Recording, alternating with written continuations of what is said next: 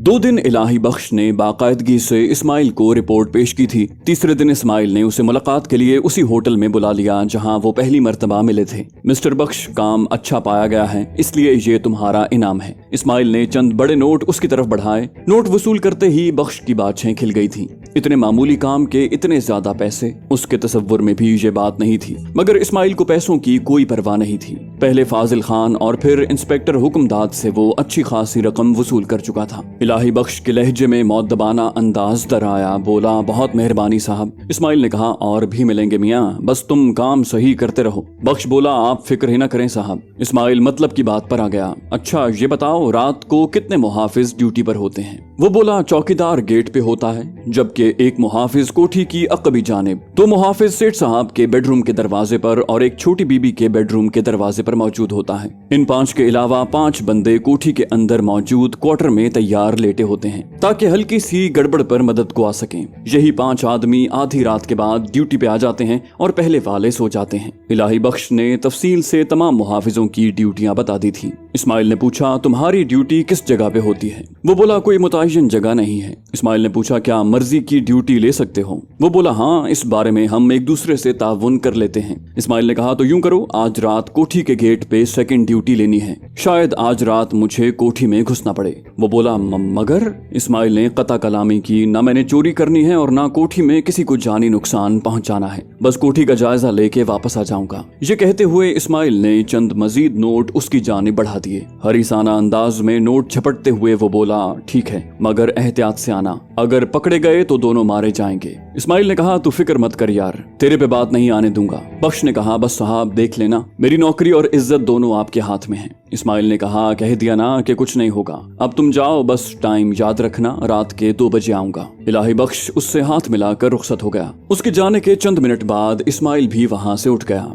बकिया दिन उसने अपने क्वार्टर में ही गुजारा। रात को 1:30 बजे वो फाजिल की कोठी के सामने मौजूद था और ठीक 2 बजे उसने मेन गेट को बिल्कुल खफीफ सा खटखटाया। इलाही बख्श उसका मुंतजिर था। जेली खिड़की खोलकर उसने इस्माइल की शनाख्त की और एक तरफ होकर उसे अंदर आने का रास्ता दिया। बोला, साहब, अकबी चौकीदार को नींद की गोलियां चाय में मिलाकर पिला दी हैं। तुम जल्दी जल्दी कोठी का जायजा लो, लेकिन ख्याल करना अंदर मुहाफिज जाग रहे हैं। इस्माइल वहां फाजिल खान और उसके मुहाफिजों की गाड़ियों में खुद साख्ता बम फिट करने आया था, लेकिन इलाही बख्श की बात से उसके जहन में एक उम्दा तरकीब आई और वो गाड़ियों में बारूद फिट करने का इरादा मुलतवी करता हुआ बोला, इलाही बख्श, ऐसा करो, सुबह 12 बजे मुझे मिलना, वहीं जहां पहले मिले थे। बख्श बोला, मगर आपने कोठी का जायजा लेना था। इस्माइल बोला, बस ले लिया जायजा, तुम 12 बजे तक पहुंच जाना। वो फर्माबरदारी से बोला, ठीक है साहब, और इस्माइल वापस चला गया। 12 बजे वो इलाही बख्श के साथ उसी होटल में खाना खा रहे थे। खाना खाने के दौरान वो रिवायती गुफ्तगू करता रहा। खाने के बाद उसने चाय मंगवाई और चाय पीते हुए वो मतलब की बात पर आ गया।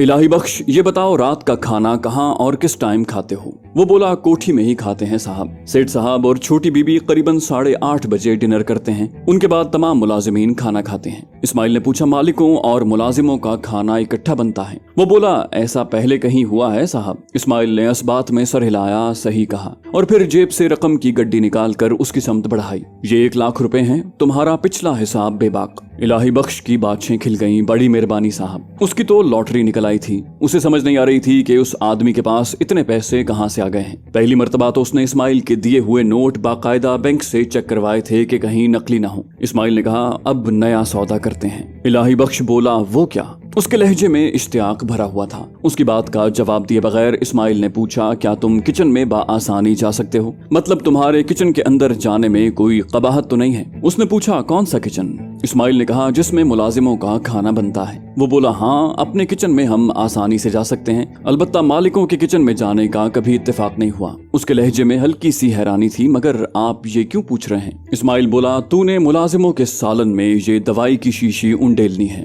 2 लाख रुपए दूंगा। इस्माइल ने दवाई की एक छोटी सी शीशी उसकी जानिब बढ़ाई। उसने पूछा, ये क्या है? इस्माइल बोला, बेहोशी की दवा। जो आदमी भी सालन खाएगा 4-5 घंटे तक बेहोश रहेगा। बख्श हकला गया, हाँ, आप क्या करना चाहते हैं? इस्माइल ने कहा, कुछ नहीं, फाजिल खान के साथ थोड़ा हिसाब किताब करना है। वो बोला, मगर इस काम में खतरा है, सॉरी मैं। इस्माइल ने कता कलामी करते हुए कहा, 3 लाख। वो बोला आप समझने की कोशिश करें जनाब, असल में। इस्माइल ने उसका फिक्रा पूरा न होने दिया। 4 लाख। बख्श के चेहरे पे अजीब सा तासुर उभरा। लोहा गर्म देखकर इस्माइल ने बोली बढ़ाई। 5 लाख, बल्कि 6 लाख, और सारे काम से पहले। बख्श का सांस उथल पुथल हो गया। बोला अगर पकड़ा गया तो जान से जाऊंगा। इस्माइल बोला वही खाना खुद भी खा लेना, तुम भी बेहोश हो जाओगे। इस तरह सारे मुलाजिम मशकूक होंगे, अकेले तुम पर बात नहीं आएगी। और घबराना मत, इसमें सिर्फ बेहोशी की दवा है। अगर तुझे शक हो तो थोड़ी सी दवा पीकर दिखा सकता हूँ। वो बोला इसकी जरूरत नहीं है, बस ये बता दें कि आप क्या करना चाहते हैं। इस्माइल बोला तुम्हारे लिए ये जानना जरूरी नहीं है। बख्श मुसिर हुआ फिर भी। इस्माइल बोला ये काम कोई भी दूसरा इससे कम रकम में करने के लिए तैयार हो जाएगा, बाकी तेरी मर्जी। इस्माइल की धमकी काम कर गई। वो बोला ठीक है साहब, ठीक है, मैं राजी हूँ। इस्माइल ने कहा ये दवा खाने के ठीक 2 घंटे बाद असर करेगी। तुम ऐसा करना कि रात का खाना खाते ही मुझे फोन कर देना, लेकिन यकीन कर लेना कि तमाम मुहाफिजों ने खाना खा लिया है। वो बोला ठीक है साहब। इस्माइल ने कहा चलो फिर तमाम रकम तुम्हें दे दूं, और याद रखना आज ही ये काम हो जाना चाहिए। वो बोला हो जाएगा साहब, लेकिन वादा करो कोई गड़बड़ हो गई तो मेरा नाम नहीं लोगे। इस्माइल बोला गड़बड़ कैसी? बख्श ने वजाहत की सेठ साहब ने वो सालन नहीं खाना, हो सकता है वो पुलिस वगैरह को बुला ले। इस्माइल ने कहा फिक्र मत करो, तुम्हारा नाम किसी सूरत में नहीं आएगा। और बख्श इत्मीनान भरे अंदाज में सर हिलाने लगा। सर फाजिल खान बेटी के साथ बैरून मुल्क भागने की फिक्र में है। आतिफ को इरफान की कॉल मौसूल हुई थी। आतिफ ने पूछा फोन कॉल ट्रेस की है क्या? वो बोला जी सर। आतिफ बोला यानी अब उसे गिरफ्तार कर लेना चाहिए। इरफान ने कहा जी सर, इंस्पेक्टर दिलशाद अमीन भी इसी तगोदौ में लगा हुआ है। कल वो उसके पास आया था, बल्कि फाजिल खान ने खुद ही एसपी को फोन करके उसे बुलाया था। वो उसकी बीवी की कार में होने वाले धमाके की तफ्तीश कर रहा है। अगर फाजिल खान को गिरफ्तार नहीं करना चाहते तो उसके खिलाफ सारे सबूत दिलशाद अमीन के हवाले कर देते हैं। आतिफ ने कहा दिलशाद के बारे में पहले रिपोर्ट क्यों नहीं दी? वो बोला कल आप हाजिर नहीं थे, राजा ज़ीशान आपकी ड्यूटी संभाले हुए था, उसे रिपोर्ट दे दी थी, शायद आपको बताना उसे याद न रहा हो। आतिफ ने पूछा उसका जाने का इरादा कब तक है? इरफान बोला शायद 1-2 दिन में निकल पड़े। आतिफ बोला बहरहाल देखते हैं, सिद्दीकी साहब से मशवरा कर लेता हूँ, यूं भी उसकी निगरानी हो रही है, कहीं भाग नहीं सकता। इरफान बोला सर याद आया, इलियास बता रहा था कि रात एक आदमी 2 बजे फाजिल खान की कोठी पर आया था। उसने हल्की सी दस्तक दी तो चौकीदार ने खिड़की खोलकर उसे अंदर बुला लिया और फिर 1-2 मिनट के बाद वो वापस चला गया। आतिफ ने कहा तो उसका ताकुब क्यों नहीं किया गया? इरफान ने कहा एक तो इलियास अकेला था, दूसरा उसे महसूस हुआ कि वो चौकीदार का कोई जानने वाला है। अगर उसका ताल्लुक फाजिल खान से होता तो वो उसे मिले बगैर वापस न जाता। आतिफ बोला निगरानी पे 2 आदमी मामूर होने चाहिए। अगर ऐसा किसी वजह से न हो सका तो इलियास को उस वक्त फोन करके किसी को बुलाना चाहिए था। ताकुब बहरहाल लाजमी है। इरफान बोला गलती हो गई सर। आतिफ ने कहा ऐसा ही है, बहरहाल आइंदा ख्याल रखो। ये ऐसी फील्ड है कि इसमें कोई बात कितनी ही गैर अहम क्यों न हो उसे नजरअंदाज नहीं किया जा सकता। इरफान ने कहा सर दूसरा आदमी भी मुतय्यन कर देता हूँ। ओके अल्लाह हाफिज कहकर आतिफ ने राब्ता मुनक़ता कर दिया। थोड़ी देर बाद वो सिद्दीकी साहब के ऑफिस में दाखिल हो रहा था। आओ मियाँ, सिद्दीकी साहब ने खड़े होकर उसका इस्तकबाल किया। आज मैं तुम्हारी तरफ आने वाला था, अच्छा हुआ तुम खुद आ गए। आतिफ मुस्कुराया, नसीब दुश्मना, तबीयत तो ठीक है सर? सिद्दीकी साहब बोले एक लड़की मिली थी आज, तुम्हारा गिला कर रही थी, सोचा तुम्हें बराह रास्त उसका शिकवा पहुंचा दूं। आतिफ सचमुच हैरान रह गया, लड़की शिकवा? सिद्दीकी साहब बोले जी लड़की माँ शिकवा शिकायत के, गालिबन समिया या इसी तरह का कोई नाम बता रही थी। यूनिवर्सिटी की तालिबा है, बल्कि थी, अभी अभी मास्टर्स के इम्तिहान से फारिग हुई है। कह रही थी आतिफ साहब लिफ्ट ही नहीं करवाते। आतिफ सचमुच परेशान हो गया, सर मैं और लड़की, मगर ये समिया? सिद्दीकी साहब हंसे, तुम्हारा क्या ख्याल है मियाँ, अकेले तुम जासूस हो पाकिस्तान में, अपने उस्ताद को भूल गए क्या? हम बहरहाल इस मरहले से काफी पहले गुजर चुके हैं। आतिफ ने कहा ऐसी कोई बात नहीं है सर, ये कोई ऐसा इश्क नहीं है जैसा कि आप जवानी में करते हैं। हम बस एक दूसरे को पसंद करते हैं और शादी करना चाहते हैं। बाकी ये भी पता नहीं कि उसके वालिद मोहतरम राजी होते हैं या नहीं होते। अब तक तो मेरी उनसे मुलाकात भी नहीं हुई। पहले समिया खुद उनसे बात करेंगी, अगर उनकी इजाजत हुई तो मैं अम्मी जान को कराची बुलाऊंगा, वरना अल्लाह मालिक है। सिद्दीकी साहब ने मुस्कुराते हुए कहा उसके वालिद की जिम्मेदारी मैं कबूल करता हूँ। आतिफ बोला हाँ, अगर उसने अपनी बेटी का कहना न माना तो आपको जहमत देंगे, लेकिन मैं कम से कम ये मानने के लिए तैयार नहीं कि समिया ने इस मौजू पर आपसे कोई बात की होगी। सिद्दीकी साहब बोले, वैसे ही मजाक कर रहा था यार, तुम तो संजीदगी से ले बैठे, इतना डरते हो उसकी नाराजगी से। आतिफ ने कहा, अब मुंह मत खुलवाएं सर, आप इससे भी ज्यादा डरते थे आंटी से। सिद्दीकी साहब मासूम सूरत बनाकर बोले, अब तो पहले से भी ज्यादा डरता हूँ भाई, और ये तो उसकी मेहरबानी है कि पिटाई नहीं करती, वरना खैर ये राज की बातें हैं, जल्द जान जाओगे। और आतिफ कहकहा लगाकर हंस पड़ा। बोला, वैसे सर सच सच बताएं, आपको सम्या के बारे में किसने बताया है? सिद्दीकी साहब बोले, इस वक्त ये बात राज रहने दो, बाद में बताऊंगा, फिलहाल तो ये जान लो कि हफ्ते की शाम बदरुद्दीन साहब ने तुम्हें खाने पर बुलाया है। आतिफ बोला, बदरुद्दीन साहब और खाना? अजीब बात कर रहे हैं सर। सिद्दीकी साहब बोले, तुम्हारी कारकर्दगी से उन्हें खुशी हुई है। आतिफ बोला, आपने उन्हें बता दिया है सब कुछ? वो बोले, वो हमसे ज्यादा पाकिस्तान के खैर खां हैं और ब्लैक लिक्विड की रिहाई का हुक्म देना उनकी मजबूरी थी। आतिफ मतलब की बात पर आ गया, सर मैं एक मशवरे के लिए हाजिर खिदमत हुआ था। वो बोले, मैं सुन रहा हूँ। और आतिफ ने सारी सूरत हाल तफसील से बयान कर दी। आखिर में वो कह रहा था, अब सवाल ये है कि फाजिल खान को अभी गिरफ्तार कर लें या एक दो दिन मजीद देख लें। सिद्दीकी साहब बोले, ये कोई इतना संगीन मसला नहीं है, जब निगरानी हो रही है तो गिरफ्तारी रहने दो, देखो क्या करता है, शायद उसके जरिए कोई और काली भेड़ सामने आ जाए। आतिफ ने कहा, ठीक है सर। वो बोले, वैसे मालूम यही होता है कि फाजिल खान का बाप भी बंद होने को है। आतिफ ने कहा, जी सर, कोई भी मुजरिम ज्यादा अरसे तक मनमानियां नहीं कर सकता। सिद्दीकी साहब ने पूछा, और उस रोहित का क्या हुआ? आतिफ ने कहा, फिलहाल तो मेहमान नवाजी हो रही है और चंद दिन मजीद भी उसकी सेवा होती रहेगी, उसने काफी तंग किया है। सिद्दीकी साहब बोले, सुना है बड़े मुकाबले होते रहे हैं। आतिफ ने कहा, नहीं सर, बस वो ऐसे ही। सिद्दीकी साहब बोले, मियां राजा मुझे तफसील से सब कुछ बता चुका है। आतिफ ने कहा, जब सब कुछ पता है तो शर्मिंदा करना जरूरी था सर। वो बोले, शर्मिंदा नहीं, मुतनब्बे कर रहा हूँ। बदर साहब को पता चला तो बेइज्जत करेंगे। दाव पेच में महारत हासिल करने का मतलब ये नहीं कि मुजरिमों से मुकाबले का इनेकाद शुरू कर दो। जब वो काबू आ गया था तो मेरा नहीं ख्याल कि ताकत के इजहार की कोई जरूरत थी।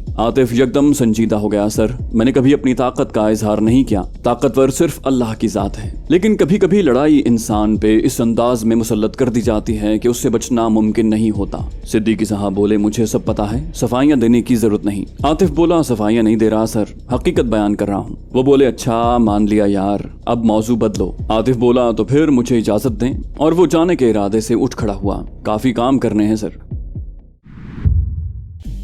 माँ की मौत ने उनके घर की रौनकें छीन ली थीं। दोनों बाप बेटी अपने कमरों तक महदूद हो गए थे। हिना की अपनी जिंदगी ऐसे मोड़ पर आ गई थी कि उसके सोचने समझने की सलाहियतें जैसे मफकूद हो गई थीं। कभी कभी किरण से गपशप होती तो वो जरा सी देर के लिए मायूसी के खोल से बाहर निकल आती। उसके जाने के बाद फिर वही दुख भरी उदासी और माँ की मौत के साथ इस्माइल से बिछड़ने का गम, और रात को तो ये हालत के रात भर गम के मुसल्ले पर पड़ा रहता हूँ। हिजर देता है तेरा जब भी अज़ां शाम के बाद। बाप के बारे में भी उसकी परेशानी बढ़ती जा रही थी। मैंडी पार्टी को कत्ल करते वक्त वो इस्माइल को वहशत की हालत में देख चुकी थी और जानती थी कि जिस दिन इस्माइल ने उसके बाप पे काबू पा लिया वो उनकी यही हालत करेगा। इस्माइल के अलावा उसे पुलिस का भी डर था। बाप के जराइम के बारे में ज्यादा नहीं तो कुछ न कुछ वो जान चुकी थी कि इस्माइल के खानदान की तबाही के अलावा भी उसका बाप गैर कानूनी कामों में मुलव्विस है, लेकिन मुजरिम होते हुए भी वो उसका बाप था और बाप बहरहाल बाप होता है। मीडिया पे बाप के खिलाफ खबरें आने के बाद वो बाकायदगी से खबरें सुनने लगी थी, मगर 2 दिन के बाद एक नए स्कैंडल ने इस पुरानी खबर की अहमियत और तस्करे को खत्म कर दिया था। खबरों से उसकी दिलचस्पी खत्म हो गई और टाइम गुजारने का कोई मशगला बाकी न रहा। उस रात उसने इस्माइल से गपशप करने का सोचा, मगर फिर अना आड़े आ गई। अगर वो लड़का होते हुए उससे राब्ता नहीं कर रहा था तो हिना का काम भी नहीं बनता था कि उसके पीछे पड़ी रहे। थोड़ी देर सोचने के बाद उसे ख्याल आया कि उसे दोबारा यूनिवर्सिटी ज्वाइन करनी चाहिए। बाप को वो पहले ही इशारा दे चुकी थी कि मास्टर्स से पहले उसका शादी करने का इरादा नहीं। अब बाकायदा वालिद की रजामंदी जानने के लिए वो खड़ी हो गई। जानती थी कि वो जाग रहा होगा। कमरे का दरवाजा खोलते ही उसे अपना मुहाफिज कुर्सी पे बैठे बैठे सोया दिखाई दिया। मुलाजिमों को कुर्सी पे बैठने की इजाजत भी उसने लेकर दी थी, वरना तो उसके बाप की मंशा थी कि खड़े होकर ड्यूटी देते। मुलाजिम को जगाने के लिए उसने आवाज दी, महबूब, मगर वो टस से मस न हुआ। उसने सोचा ये भी इंसान ही तो हैं, चलो वापसी पे जगा लूंगी, थोड़ा आराम कर ले, और उसने कदम आगे बढ़ा दिए। मगर वालिद के कमरे के सामने कुर्सी पर बैठे दोनों मुलाजिमों की ढलकी गर्दनों ने उसे परेशान कर दिया। करम इलाही, शकूर। उसने उन दोनों को जोर से पुकारा, मगर महबूब की तरह वो भी न हिले। उसके दोबारा पुकारने पे फाजिल खान ने बाहर निकलते हुए पूछा, पूछा, क्या बात है गुड़िया? वो बोली, पापा ये दोनों सोए हुए हैं और मेरा मुहाफिज भी सोया हुआ है। एक टाइम में तीनों को कैसे नींद आ गई? फाजिल खान ने जोर से पुकारा, ओए करमे शकूरे, मगर उनके बदन साकिन थे। फाजिल खान ने परेशानी के आलम में आगे बढ़कर उन्हें चेक किया, मगर उनकी सांसें चल रही थी। बोला, ये बेगैरत तो जिंदा हैं, मुझे पुलिस को फोन करना पड़ेगा। हिना बोली, नहीं पापा, भैया को फोन करें, पुलिस की कारकर्दगी से तो आप वाकिफ हैं। वो बोला, ठीक है, तुम जरा सोए हुए मुलाजिमों को फोन करो। फाजिल खान ने गैलरी में तपाई पर पड़े इंटरकॉम की तरफ इशारा किया और खुद कमरे में दाखिल हो गया। हिना सर हिलाते हुए फोन की तरफ बढ़ गई। रिसीवर उठाकर उसने 2-3 कोशिशें की, मगर कॉल अटेंड न हुई। उसका दिल जोर जोर से धड़कने लगा। कोई बहुत बड़ी गड़बड़ होने को थी। फोन रख कर वो बाहर की तरफ भागी। उसका इरादा गेट पे बैठे चौकीदार को होशियार करने का था। ड्राइंग रूम के दरवाजे से चंद कदम दूर ही उसके पांव जैसे जमीन में गड़ गए। इस्माइल शाह दरवाजे से अंदर दाखिल हो रहा था। उसके हाथ में खौफनाक शक्ल की क्लैशनकोफ थी। हिना को लगा वो इस्माइल शाह नहीं, मौत का फरिश्ता है।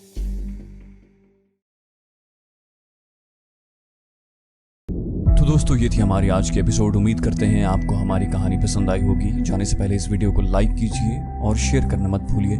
कमेंट करके हमें बताइए कि आपको हमारी वीडियो कैसी लगी। और अगर अभी तक आपने इस चैनल को सब्सक्राइब नहीं किया तो इसे सब्सक्राइब कीजिए और बेल आइकन दबाकर ऑल नोटिफिकेशंस ऑन कर लीजिए। कराची के इलाके का इलाहाबाद फ्लाईओवर के करीब धमाका। रोशनी के शहर कराची को तारीक करने की साजिशें बेनकाब। भारतीय एजेंसी रॉ की चालबाजियां, मक्कारियां। एक ऐसे नौजवान की दास्तान जिसे हालात ने दहशतगर्द बनने पर मजबूर किया। बदनाम ज़माना एजेंसी ब्लैक वाटर के गलीज धंधे।